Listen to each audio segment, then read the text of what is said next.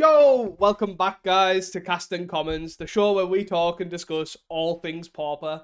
I am your host, Teasdale, and this is my co-host, my inspiring overseer himself, Reese. Hello. Yeah, I thought that worked. I liked it. I'm also liking the yo, I don't know, maybe it's just me. Maybe it's because I'm getting past that age. It's just like yo's cool and hip. Of course. So, Paul, what have you been up to this week? I have had another busy week of not playing Magic, unfortunately. Boo! I know. Boo hiss. I was at another gig, so missed our F&M and Saturday modern events. Which I actually won free entry for as well because I had the best league results. So got free entry and then just wasted it, but hey ho. Magic wise, I did manage to update Kuldotha with the goblins, and I built up Grixis Affinity as well, like the new version with Tide and Blades and stuff. That's right. So I'll probably do a bit of Pauper testing tonight, and then I think Store Champs is draft this weekend, so I'll probably play that as well. So Right. I should have a bit more news next week about Magic. What's it like to go outside? Just out of curiosity. Nice, yeah, it's good. It's good. Is it good? It's nice outside. All right. What have you done leading off that?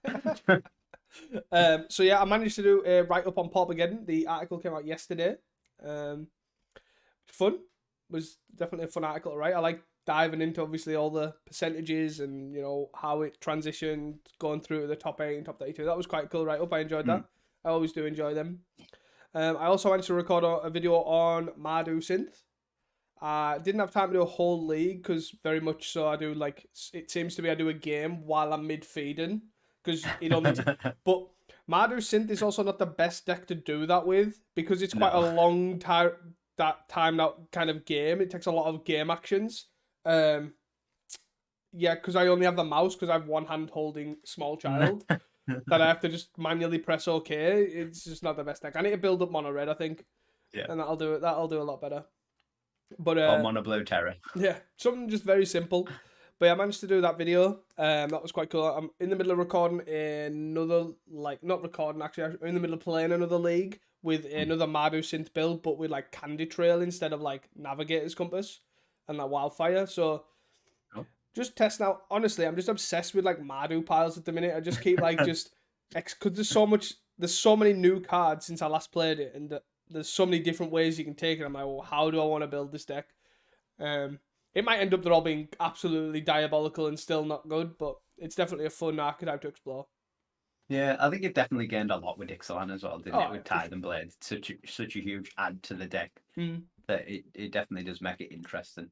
Yeah, definitely. I don't know how much does the red even give that much at this point. Obviously, you get the synthesizer engine, but could you just go black white deadly dispute engine instead? Probably, most likely. Obviously we had Mogged with that like glitters list last week, which was, but maybe you could take it a bit more control and obviously still have snuff outs or general black white mid rangey stuff. So it's definitely worth exploring. I'm still still having fun with the experimental synthesizer at the minute, but definitely could be a consideration moving forward for sure. It's a good card, synth. Maybe just splash it. Black white splash red for synth. Just from gates, sorted. Yeah. Every gate just names red. Mardu gate. Yeah. So yeah, that's pretty much it. Not bad, but I managed to get some games in and some writing in, so I was quite slowly impressed. Getting back into it. Slowly but surely. But yeah, it's all good. Moving on to news, I guess, because this is rocking up. It's not this weekend; it's a weekend after, right? Yeah. So moving on to some tournament news. 10th of December, not this weekend, as this comes out. The weekend after, Recollect in Chester are hosting a £250 prize pool pauper event. Recollect obviously have always been great to us up in the northwest end of the sticks, bringing in their N64s and all sorts of stuff for us to play while having a vendor shop there. Always good fun. But their shop's doing really well.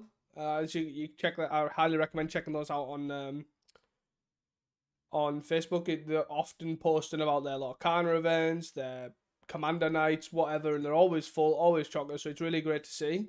But this event there's 32 places available at the time of it obviously been announced. Tickets I think are still available.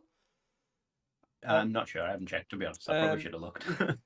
I think they are. But yeah, please check out their website. The event page will also be in the description below this podcast. Reese will obviously be attending, representing Casting Commons. I will be doing fatherly duties, so I will not be there. But other than that, it'll be a great run event, and I'll be looking forward to seeing the results. And I no doubt expect Reese to be at the top. Should hopefully be pretty good. You're just gonna win it again, aren't you? Don't put too much faith in me. I've done 0 testing since Leeds, pretty much. So that does absolutely matter. You're just gonna put 4 Tomb Raiders in and just rock up anyways. The deck hasn't changed apart from it's got Goblin Guide. We'll give it a go. Which actually reminds me, to be fair, I literally played the first game of this Candy Trail League, and I died on turn 3 both times to Mono Red. Literally just went Goblin Guide, Swift Spear, into, I had 2 removal spells as well. I had a Galvblast and a Cast Down, and still was not enough. Jesus. I was like, alright, okay. You win some, you lose some. And so, expect it. This is my concern. I'm 2 games in, and I've versed 2 Mono Red so far. So, I'm kind of worried that leagues are going to turn into this again, but we'll see. I'm still holding out hope. I think it's something we'll probably touch on, but sort of Kuldotha was obviously massive, and everyone was calling for the Swift Spear ban, etc. And then it sort of like started to die down a bit. It was still really good, but sort of just was played a bit less and a bit less. So it sort of leveled out in like a nice spot. And then Wizards just give it like another Swift Spear level card.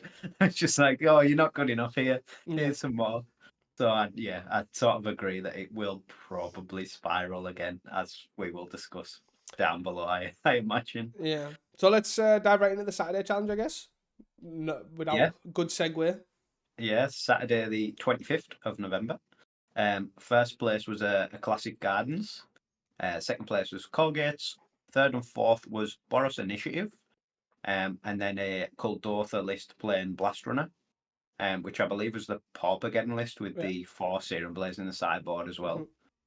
And then 5th through 8th was a Mono Blue Terror, another Classic Gardens list, a Grixis Affinity, and a sort of normal stock Kuldotha Red, obviously with new Tomb Raiders.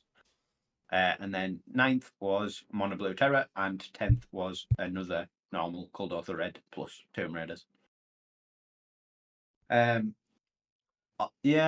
Sort of less diverse than we have been seeing, but pretty nice to see Boros Initiative doing really well for like a second week in a row. We obviously seen it crop up last week, and seen it now in the top 8. I think it was it 10th or 9th last week. Good to see a new deck, sort of, well, not new, but new to sort of the tier above.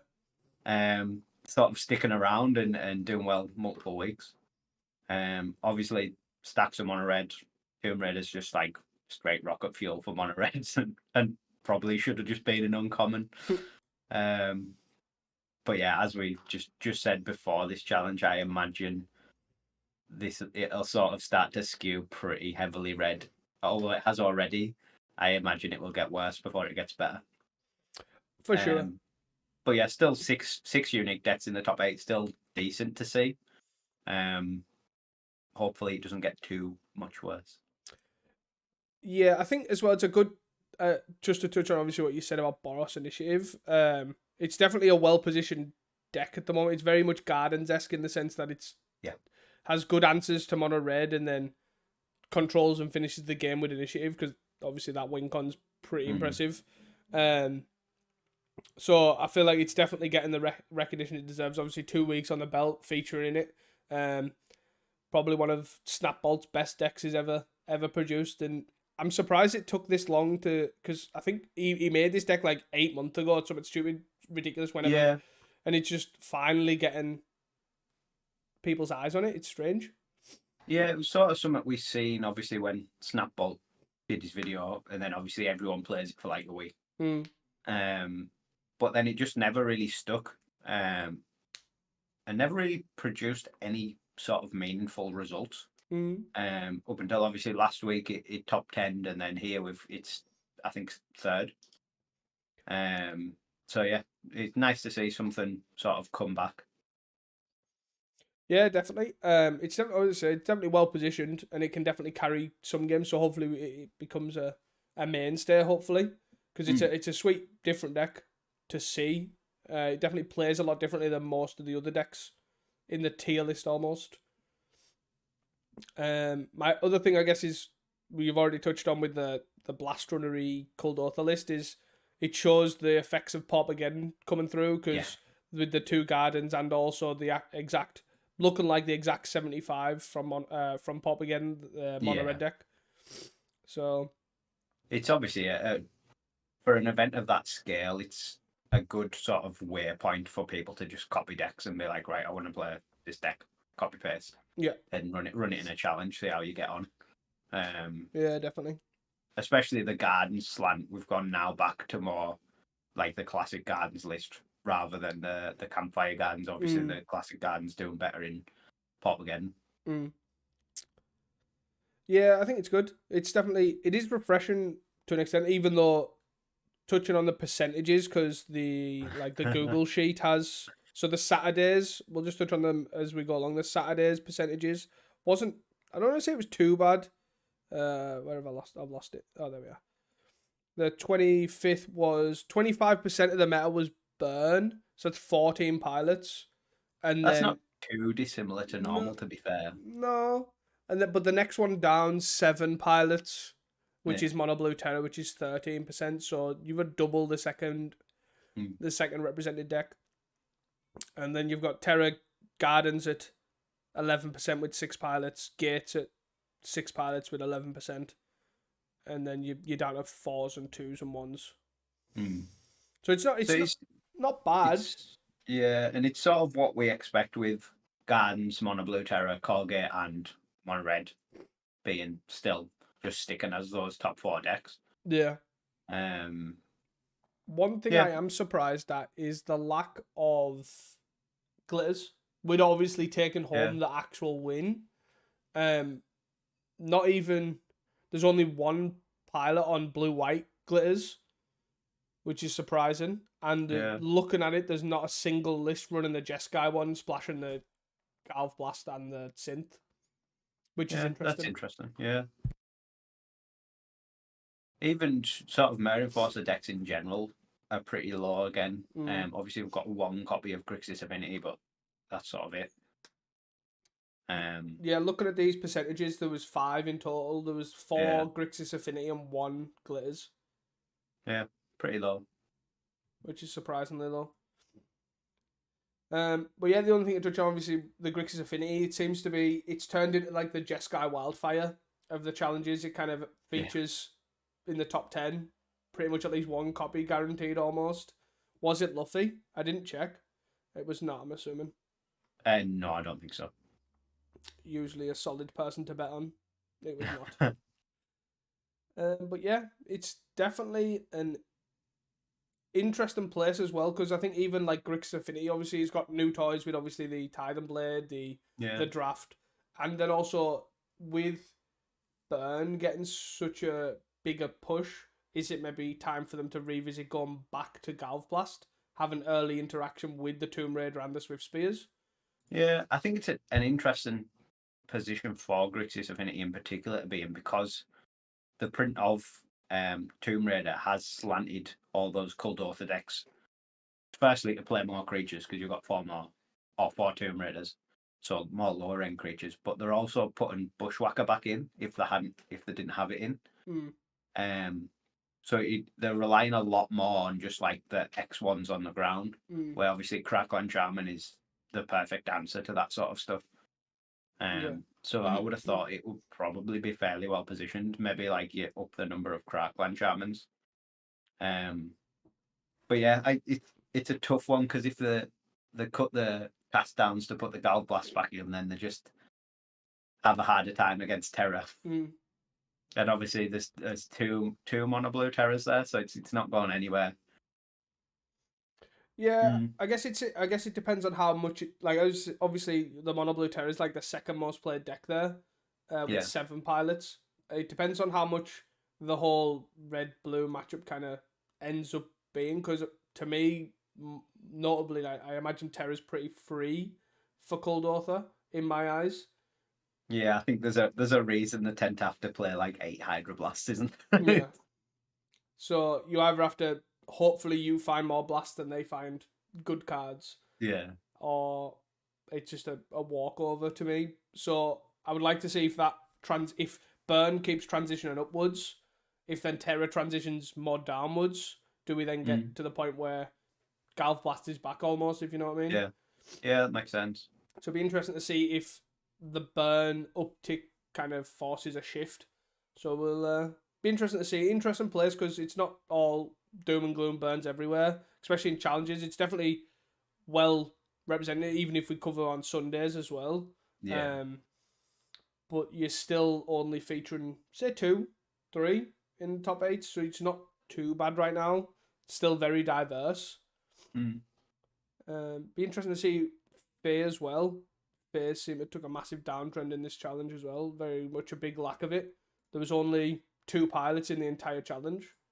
Yeah, well, it's Fair was one of those decks. It obviously come back pretty hard, and then the week after, its sort of first top 8, it was like the most played or the second most played deck for like what 3 weeks, 4 weeks. And obviously, yeah, it just completely dropped off. Yeah, it'd be pretty I'm interesting. yeah, not massively sure why that is. Whether they're just the number of gardens and the new tools that gardens has with like Drowning Sorrows and stuff like that has sort of started to push it out, or if it's maybe just a down week. Yeah, it could be just a down week, but yeah, I think you are right. It's probably got something to do with gardens. Obviously, 3 gardens in the top 8 of Armageddon probably would have impacted a lot of people to think, oh, well, gardens could be really high represented on this challenge. It's not a week for it. Let's play something new. Or could be people Yeah, just wanting to try out Tomb Raider. yeah. Could be just a thing like, oh, we want to see how good Tomb Raider is. Is Goblin Guy good enough? Spoilers. Yes, it is. um, but yeah, I'm happy enough with the Saturday challenge. Anything you want to comment on before I move to Sunday?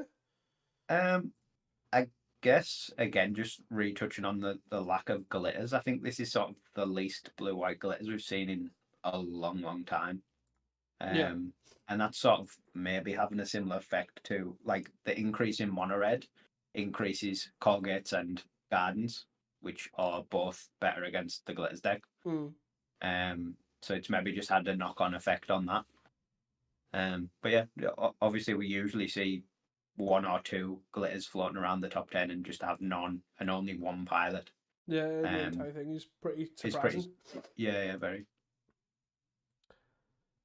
Uh, But yeah, happy to move on to the Sunday, the 26th, fire away. which completely counteracts what we've just said because first place was Blue White Glitters. Second place was Blue Red Terror, interestingly. Third and fourth was Mono Blue Terror and Boris Initiative, running it back. And then 5th through 8th was a pair of Cold Authors, a Campfire Gardens, and a Combo Walls. And then the near misses was Black Red Affinity, and another Cold Author Red. Yes, slightly more variety than the Saturday. I think with 7 different decks in the top 8. Obviously, just the duplicate being that 2 Cold Author Reds.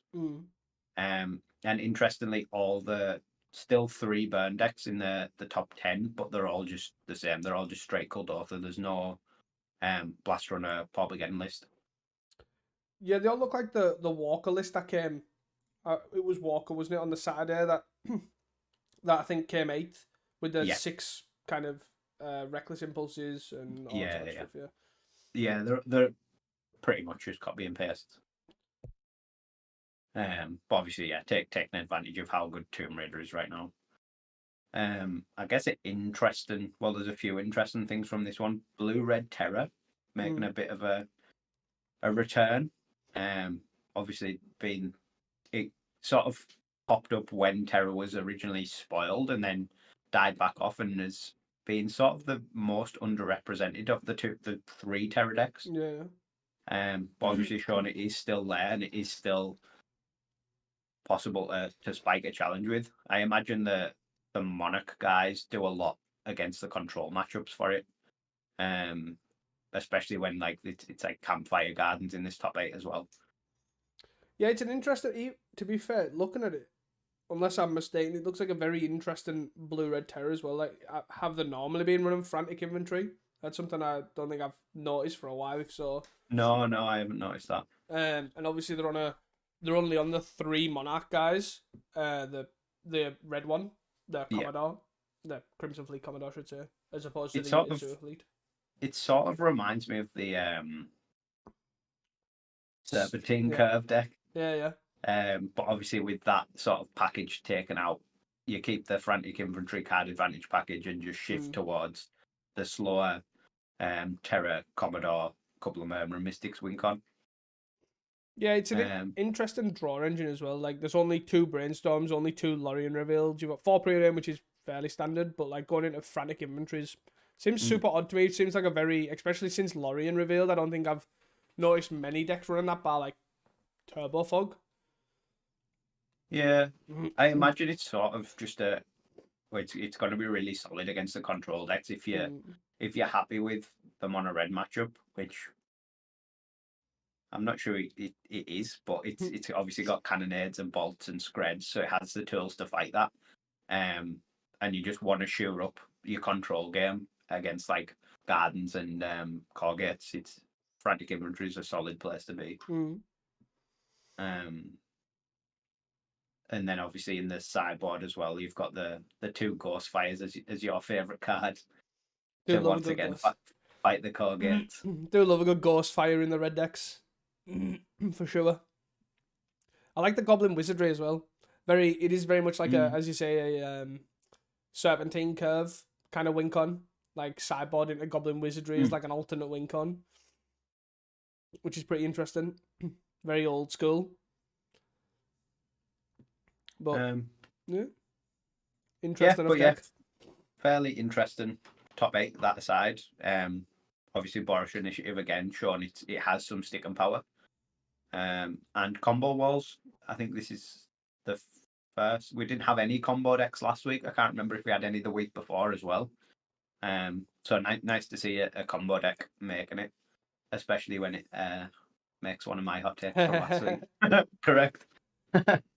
Yeah, it's definitely a good deck you can always count on. Like as you say when we discussed last week, we were saying which combo deck would you say it would be.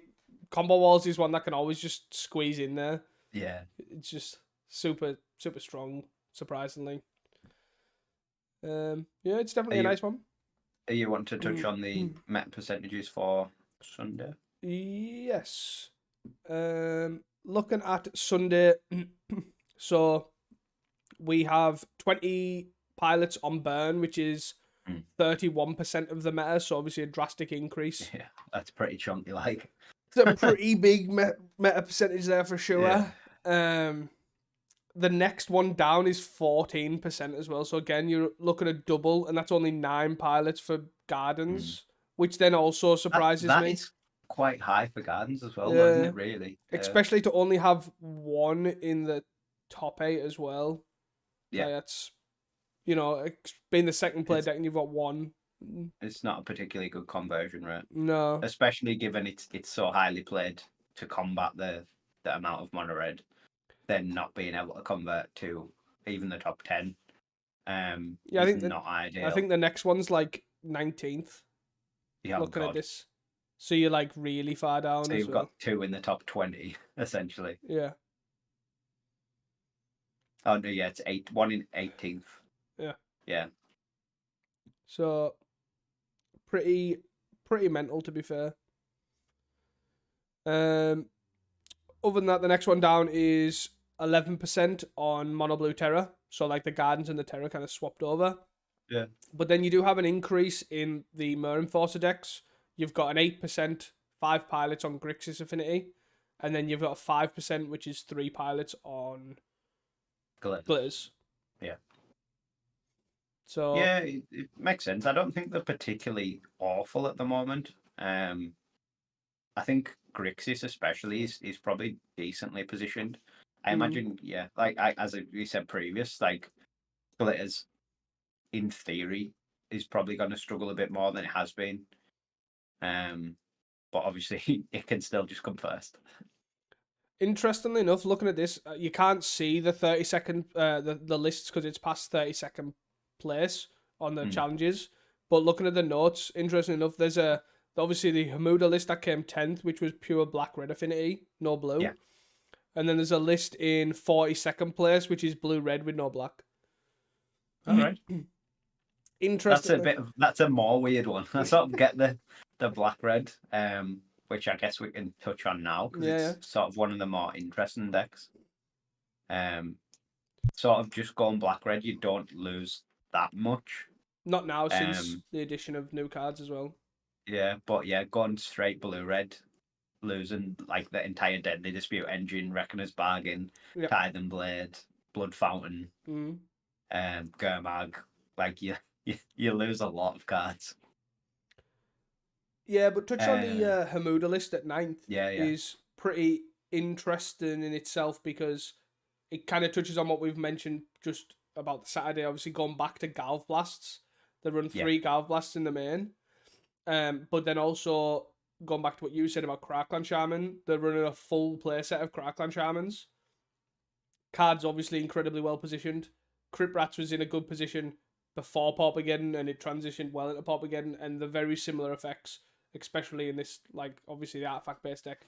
These sort of effects are just really powerful the moment when mono red, fairies, all that sort of stuff are all going wide. Obviously, not really true with Crackland Shaman, I guess, but you know. To the running 6 kind of Wellspring effects. They've got the 4 Wellsprings, the 2 drafts. But the interesting thing that I guess I want to bring attention to is the creature package is really interesting overall to me. They're running the full set of Crackland Shamans, the full set of Enforcers. Then they've got 2 Frogmites, 2 Anglers, and then 2 Sunshot Militia, which, for those that don't know, it's from Lost Caverns of Ixalan, which is a 1 and a red, 1/3. And it's a human soldier, for whatever that's worth. And you can tap 2 untapped artifact or creatures to deal 1 damage to each opponent. Activate as a sorcery. So I went right in the review on this. I kind of brushed it off because it said activate as a sorcery. So I was kind of like, well, it's not good. But interestingly enough, 2 here in this list is quite surprising. It is Reach, which I do like. I do like the whole... Is it Ether Grid? Is that the name of the card? The uncommon? Girapua Ether Grid, That's the one. It's got that sort of vibe to it, which that card... That card is broken. That card is good, which obviously modern old Affinity has kind of shown previously. Yeah.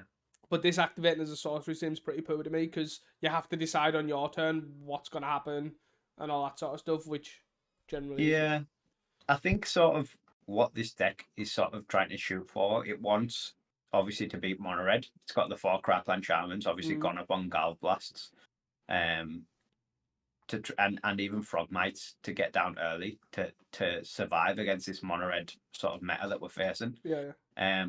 But it also looks really well set up to combat control decks, which, as we've said, is the other thing. You want to beat Gardens, you want to beat Corgate. Obviously, you've got the 6 Wellspring effects, but you've also got 2 Synths. So you're sort of on 8 card draw permanents, like replacing the Thought Cast that you've cut. And the Sunshot Militia in particular against control, you can sort of just sandbag it for as long as you need to, and then get it down and essentially like 2-turn burn them out. You've obviously, with Affinity, you've always got Blood Fountains laying about, so you can just, if it dies after you've dealt them 7, you just Blood Fountain it back, next turn play it again, deal them another 7. Yeah. So I think, it's a secret sort of control beater. It's obviously they're the sort of games, especially against like Campfire Gardens or even normal gardens to a pretty big extent. You don't really need, like, you need to plan your next turn, but you're like, well, in their turn they're not going to attack me. They've not got any creatures, so I can just tap everything and just machine gun them. Yeah, it is definitely interesting, and I do think it shines probably against something like Corgate, where in particular they only have 4 journeys as their removal spells, and you generally plan in like these black base decks obviously 4 journey, so it's most likely not getting journeyed out of the game. It's getting deadly disputed or bargained away. So like after you've fought 2 to 3 journeys, the chance of this just taking over the game's pretty high. The only thing that I don't like is obviously the whole prismatic strands interaction with it, and which is pretty poor. But overall, you can still play around that. Like obviously, the waste a turn using the strands, and you will just eventually one shot them to death. Yeah, you can obviously you just untap with it again and do it again. It's sort of opposite to makeshift munitions in the fact where the makeshift munitions can come down and probably deal more damage the turn it comes down. But the sunshot's obviously way more repeatable. Yeah. Like you can maybe deal like 2-3 less damage than your munitions, but then you do it again the next turn. Yeah. And you don't lose obviously any board presence or any value.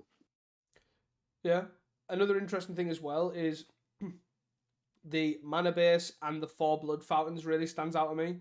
The 4 blood fountains with the 4 crackland shamans, and then you've got a lot of untapped lands. You've got 4 bridges, black red bridges, 1 carnarium and 1 bog coming in tapped, and then the rest of your 19 lands come in untapped. So you're very much planning on playing your game early, and Blood Fountain along with Crackland Shaman really turns on. I can kill your Swiftspear, your Tomb Raiders, your Goblins very, very quickly.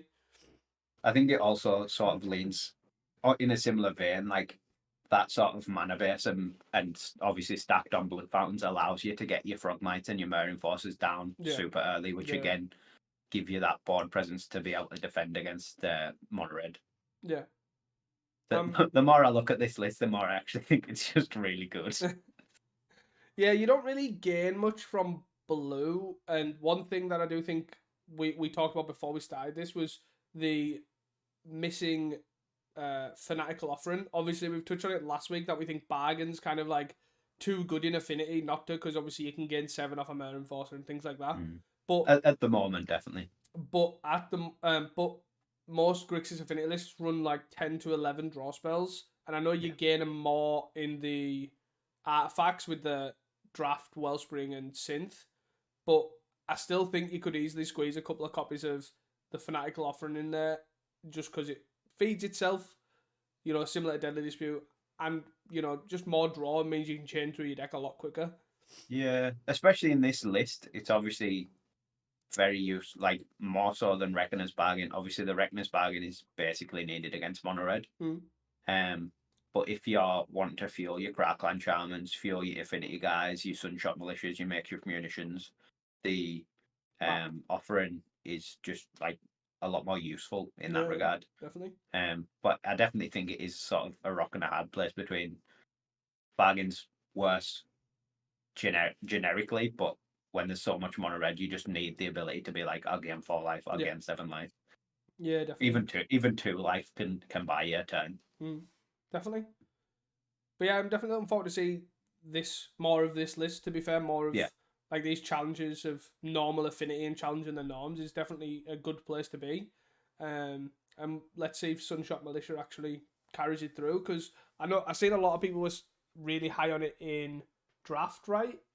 As a card. It's good. Yeah, it's good. So usually things like that, if they're good in draft, they actually generally tend to transition quite well in Pauper, because if they're good in a place that you struggle in your limited resources, when you get a lot of resources, they sometimes shine through. So let's see if it does actually. It was one of the cards that I took a loss to in our pre-release. The guy just basically made a load of map tokens and played this and just pinged me to death. Well, yeah, it was very good. I guess touching on the sideboard fairly briefly, because there's not anything spectacular. There's 3 Duresses, a couple of Nihil spell bombs, 4 Rebs, a singleton cast down. Obviously, there's none in the main, so a bit of access to hard removal for terrors, etc. Couple of unexpected fangs, some more gas against Mono Red, a second makeshift munitions, and then 2 breath weapons for even more deal damage to everything. Probably for like Fae or something, I'm assuming, because you can't really struggle against flyers with this list. Yeah, true. I guess that's the big difference between Sunshot and Munitions is Mutinitions is pretty much game against fate. Mm. If you can resolve it, whereas Sunshot just they don't really care about unless they're gonna die instantly to it. Yeah. Yeah, definitely a sweet list. Hmm. Sweet to see a new take on obviously Affinity, and let's see if we Yeah. see more. For sure. The only thing I guess to mention is obviously the Campfire Gardens list. Not really the list itself, but Campfire Gardens as a whole. I do think that it's probably not the best position. I do think especially if Boros Initiative or this like Snapball Yeah. Boros deck becomes like a mainstay. Yeah. I do think it's probably the last time I personally think we'll see Campfire Gardens in a top 8. Yeah, I think as soon as the other control decks start playing the initiative, you basically just have to switch back to normal gardens Yeah, because you just get run over by the control decks. definitely. And you can still have all this stuff that Campfire has, like, you know, the main deck Drowning Sorrow and things like Yeah. that. Like, obviously, we're Tide and Blade now as well for more fuel for the bargains and the offerings and stuff like that. You don't really gain much for not having a wink on nowadays. So I definitely think it's probably the last time we'll probably see a Campfire Gardens and probably move back to the classic gardens. Yeah, I don't think that's the worst take, to be honest. And that one's a free hot take from me. Want to move to shoutouts? Anything else to add? No, that's it from me. So just quick shoutouts. I believe Walker top 8'd the Saturday challenge. So congrats to Walker on the Kuldotha top 8. And Kirby on the top 4, I think, with the Boros Initiative on the Saturday as well. Yeah, that's pretty good. Definitely keep it up, guys. It's great to see. And I think that's all for the shout out. I'll just double check that I haven't missed like Hyson randomly appearing anywhere. No, that's pretty much it. Move on to the hot takes from last week. Yeah. So my first one from last week was that the Mono Red pilots will start to figure out which list is the best between obviously straight Cold Author, one drops, and the Blast Runner Paupergeddon style list. I don't think that's quite happened yet, but you can definitely see a slant towards just the straight Cold Author lists becoming more common. There's obviously that one copy of the Blast Runner Paupergeddon list, but apart from that, almost every list was just straight Cold Author. Yeah, Draw Twos and Goblin Guide seem to work well together. Yeah. Mine is aged like sour milk as normal. We will see a rise in Glitters and Mer Enforcer decks with the success of the Black-White Glitters and the Geddon Wooden list. And that didn't really happen. We've seen one Glitters, one Grixis Affinity in the top 8. We had one pilot, obviously, on Glitters. We got an increase on Sunday, but that's more an increase on Saturday than actually like an increase overall, which I'm quite surprised at. I think it's a odd one though, because from the percentages, I would say the Grixis percentage is actually probably up. Yeah. But yeah, the Glitters percentage is way, way down, even on the Sunday. Yeah. I definitely agree with that. My second one was that a combo deck will make it into the next week's top 8, or one of the next week's top 8. We obviously discussed this last week and said, oh, it'll probably be a combo walls. And a combo walls just snuck in there, so yeah. I'm fairly happy about that. I wouldn't be surprised if they literally just didn't even play the game and they just were happy with 8. They're like, I've fulfilled Reese's hot take. That's it. There was actually a few more combo decks in these two challenges. Obviously, last week we seen basically none in the top 32s, where I think there was like a Poison Storm and there was a second copy of combo walls and stuff like that in this week. So a bit of a resurgence from combo, but nothing game breaking yet. No, I'm surprised that there wasn't really an increase in familiars either. There's only one. Again, a deck that did well at Paupergeddon. Yeah. But again, it's always going to have that Magic Online problem in it, really. So, but yeah, there was one pilot in the whole weekend playing familiars. So, probably more than normal. My last one is that the success of obviously Gardens did a Paupergeddon and all that sort of stuff, that we'll see at least 3 in the top 10. And there was exactly 3, because I have got my crystal ball. It's right here. However, the one guy didn't get that memo and he did run Campfire Gardens, but other than that, yeah, it was all right. I'll take that. There was Campfire Gardens in Pop again as well, right? Just further down.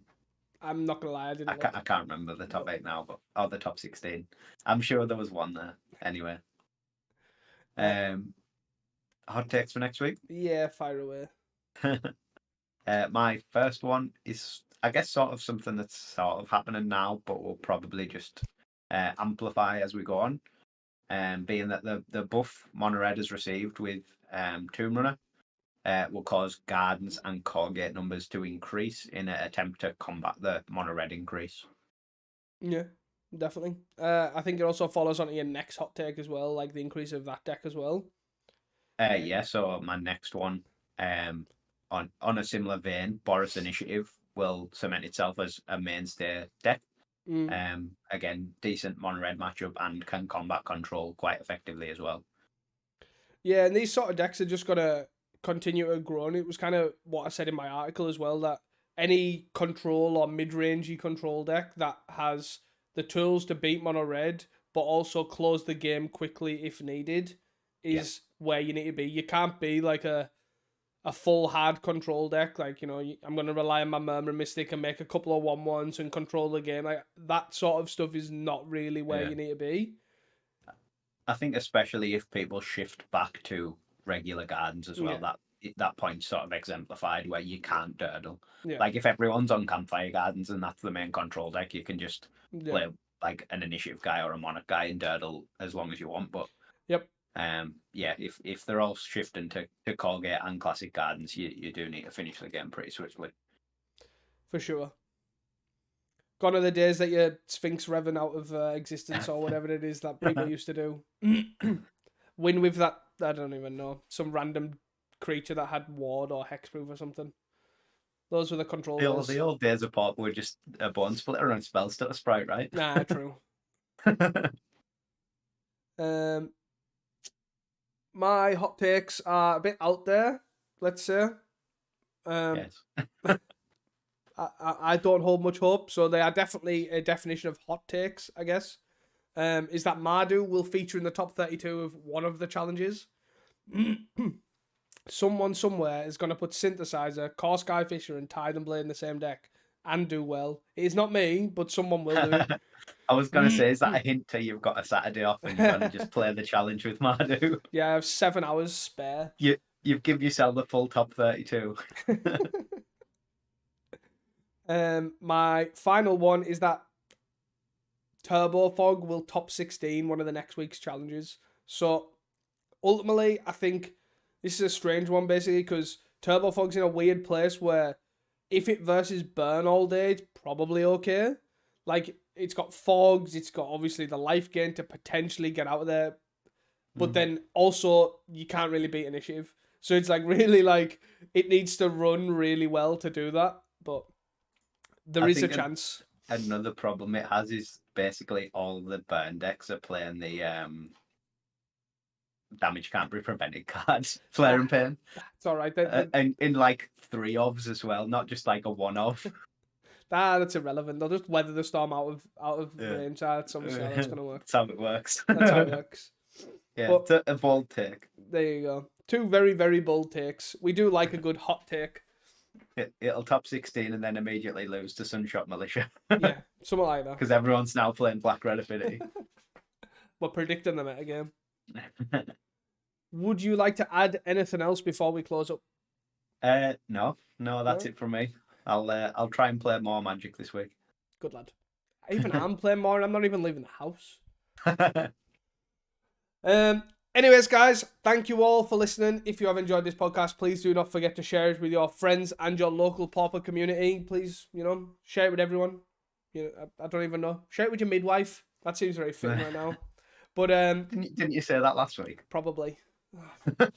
I actually have no idea what I've said and what I haven't said. We need to probably save these notes as different editions instead of just writing over them because I'm getting lost what I've said and what I haven't said. It would help check them back to what we said the week before, definitely. That's a problem with not being prepared like myself. Anyways, guys, that is all from us at Casting Commons. And until next time, do not forget to stay hydrated. See ya.